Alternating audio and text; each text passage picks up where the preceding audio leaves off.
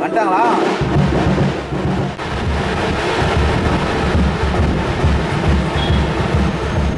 மரம் இருக்குல்ல, இந்த பக்கம் வந்துட்டானாமா, அந்த பக்கம் ஆனால் கொஞ்சம் பின்னாடி வந்துங்க.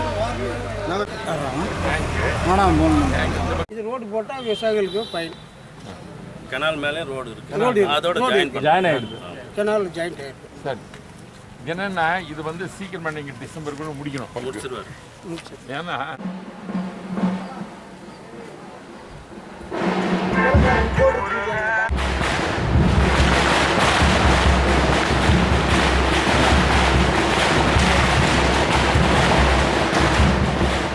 ஊருக்காரு எல்லாம் இந்த பக்கம் வாங்கினா நில்லுங்க. போதும், அந்த பக்கம் நில்லுங்க ஊருக்காரு எல்லாம். போதும். கிடப்பாரு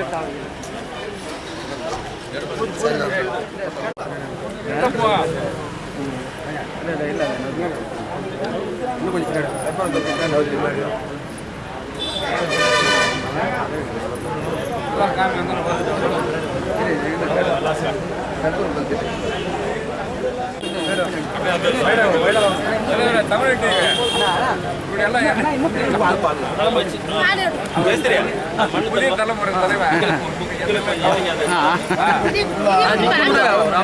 அவரையும் சேர்த்து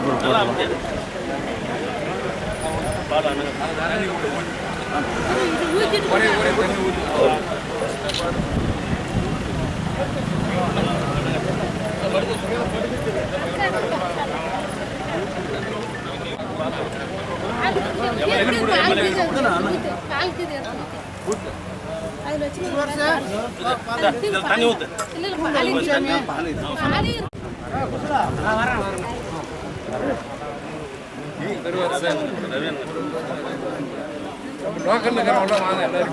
நீங்க முன்னாடி வாங்க. அவர் ரவி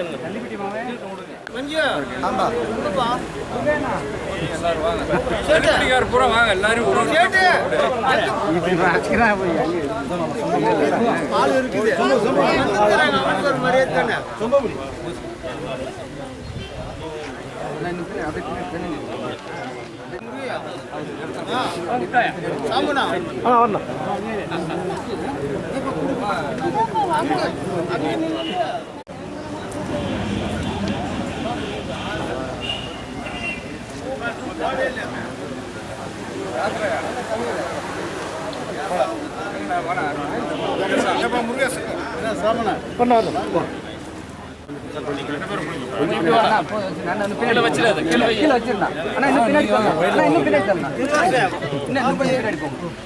நிறைய பேர் தெரியும்ண்ணா.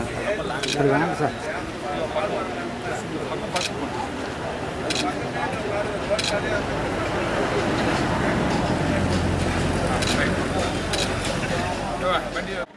தனிப்பட்டி சேர்ந்த பெரியவர்களே, தாய்மார்களே,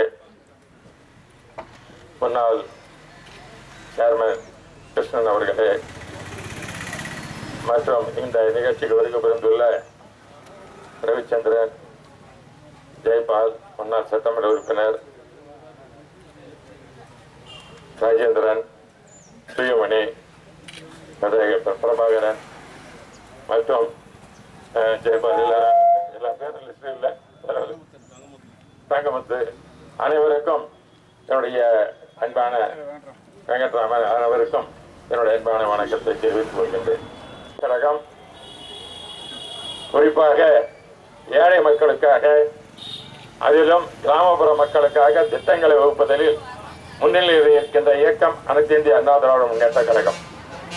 புரட்சித் தலைவர் எம்ஜிஆர் அவர்கள் உருவாக்கிய அந்த இயக்கமானது ஏழை மக்களுக்காக, கிராமப்புற மக்களுக்காக பல்வேறு திட்டங்கள் செயல்படுத்த வேண்டும், கல்வித்துறையிலே முன்னேற வேண்டும் என்று பல திட்டங்களை கொண்டு வந்த புரட்சி எம்ஜிஆர் அவர்கள்.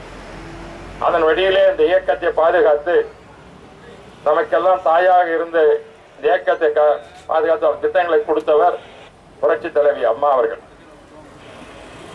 அதற்கு பிறகு இந்த இயக்கம் இருக்குமா இல்லாத என்ற ஒரு கேள்வி வந்த நேரத்தில் இந்த இயக்கத்தை காப்பாற்றுவேன் என்று கழகத்தினுடைய சார்பாக தமிழகத்தின் முதலமைச்சர் என்ற பதவியை ஏற்று ஒரு விவசாயியாக இருக்கின்ற தொண்டனாக இருக்கின்ற நம்முடைய எடப்பாடி பழனிசாமி அவர்கள் நமக்கெல்லாம் ஒரு வழிகாட்டியாக நம்மை பாதுகாத்திருக்கின்ற காலமானது இன்றைய காலமாகும். தமிழகத்தில் எந்த அளவிற்கு சட்டம் ஒழுங்கு கெட்டிருக்கிறது, எந்த திட்டங்களும் இல்லாமல் தேர்தல் நேரத்திலே பொய்யான வாக்குறுதிகளை கொடுத்துவிட்டு செயல்படுத்தாத ஒரு அரசு தான் இன்றைய ஒரு திராவிட முன்னேற்ற கழக அரசு. ஆகவே இந்த அரசானது மாற்ற வேண்டும் என்று மக்கள் மனதிலே வேரூன்றி இருக்கின்றது. இதை காட்டுவதற்கு காரணம் நம்முடைய புரட்சித் தலைவர் வழியிலே வந்த அம்மா வழியிலே வந்த எடப்பாடி பழனிசாமி அவர்கள் இன்று தமிழகம் எங்கும் சுற்றுப்பயணம் மேற்கொண்டிருக்கின்றார். இந்த சுற்றுப்பயணமான தேர்தலை முன்னோக்கி நடக்கின்ற ஒரு சுற்றுப்பயணமாகும். வருகின்ற 2026 நடைபெறுகின்ற சட்டமன்ற தேர்தலில் அனைத்து இந்திய அண்ணா திராவிட முன்னேற்ற கழகத்தை பாதுகாத்து அந்த ஆட்சியை கொண்டு வர வேண்டும். புரட்சித் தலைவர் உருவாக்கி அந்த இயக்கம் அவரால் கொண்டு வர ஆட்சி, அம்மாவுடைய ஆட்சி மீண்டும் அமைய வந்ததற்காக எடப்பாடி பழனிசாமி அவர்கள் சுற்றுப்பயணம் மேற்கொண்டு நமக்கெல்லாம் வழிநடத்தி கொண்டிருக்கின்றார். நம்முடைய பாதுகாவலர் இருந்து கொண்டிருக்கின்றார். அவருடைய வேண்டுகோளின்படி, அவர் ஒப்புதலின்படி இந்த தலிப்பட்டியிலே சுமார் 24 லட்சம் ரூபாயிலே சாலை அமைப்பதற்காக அவர் ஒப்புதல் தந்திருக்கின்றார். நம்முடைய முன்னாள் ஊராட்சி தலைவரும் முன்பு வேட்பாளராக போட்டியிட்டு தன் வெற்றி வாய்ப்பை வர்கூரிலே இழந்துவிட்ட நம்முடைய கிருஷ்ணன் அவர்கள் எப்படியும் இந்த சாலையம் அமைக்க வேண்டும், இந்த கிராமப்புற மக்களுக்கு பயன் தரும் என்ற வேண்டுகோளை வைத்தார். அவருடைய வேண்டுகோளை ஏற்று நம்முடைய கழகத்தினுடைய பொதுச் செயலாளர் ஒப்புதல் பெற்று இந்த திட்டமானது இப்பொழுது நிறைவேற்றுவதற்கு அடிக்கல் நாட்டப்பட்டிருக்கிறது.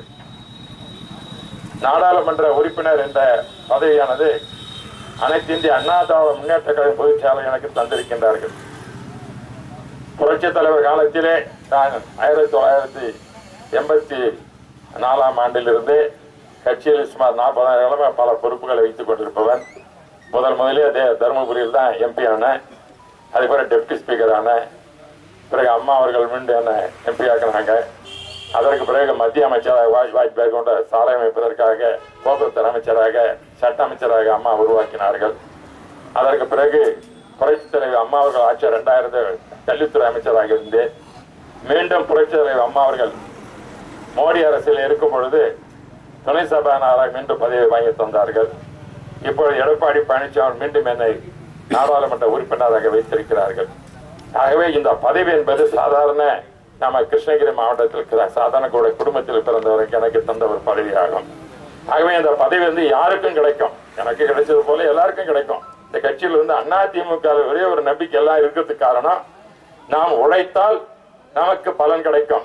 அந்த உழைப்பு என்பது நாட்டு மக்களுக்காக, சாதாரண மக்களுக்காக, தன்னலமற்ற ஒரு செயல்பாடு இருந்தால்தான் அவர்கள் வந்து நமக்கு ஆதரவு தருவார்கள்.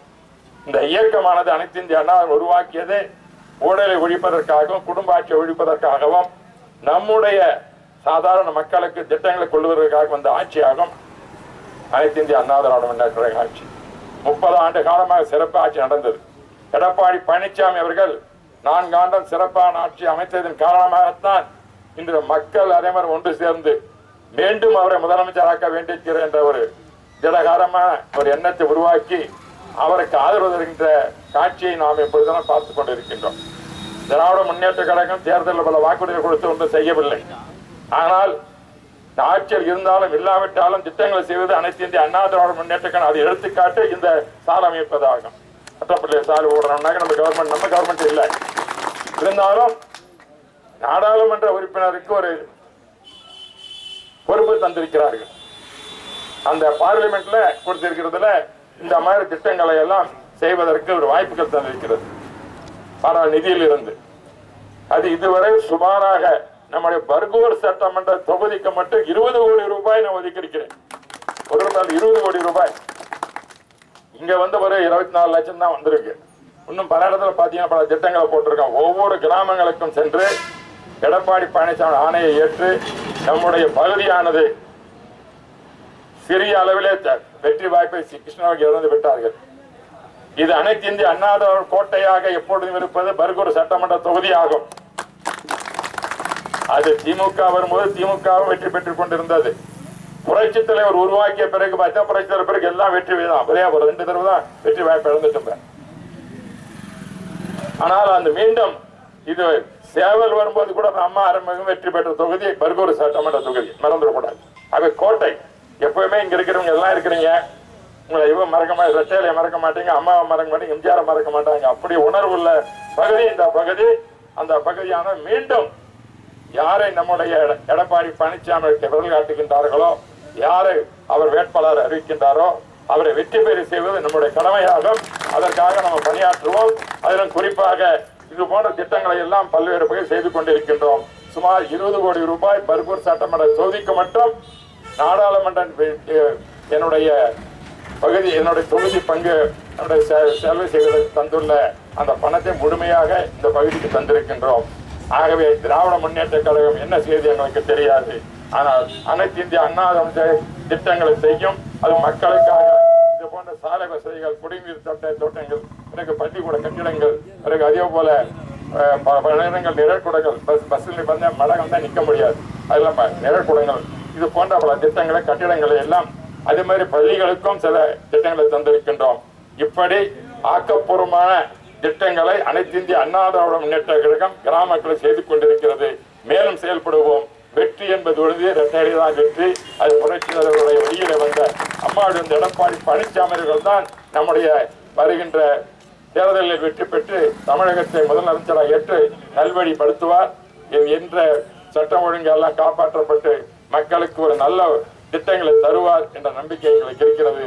ஆகவே மக்கள் அனைவரும் நீங்கள் இந்த அளவுக்கு கூடியிருப்பது காட்டுகிறது எந்த அளவுக்கு ஆர்வத்தோடு இருக்கிறது என்பது. இந்த ஆர்வத்தின் தொடர்ந்து இருக்க வேண்டும் என்று கேட்டு இந்த நிகழ்ச்சிக்கு ஏற்பாடு செய்த நம்முடைய கிருஷ்ணன் அவர்களுக்கும் அவங்களுடைய அம்மையார் அவர்கள் சேர்மனாக இருந்தாங்க, அவங்களுக்கெல்லாம் மற்ற கழக நண்பர்களுக்கும் நன்றியை தெரிவித்துக் கொள்கின்றேன். நன்றி, வணக்கம்.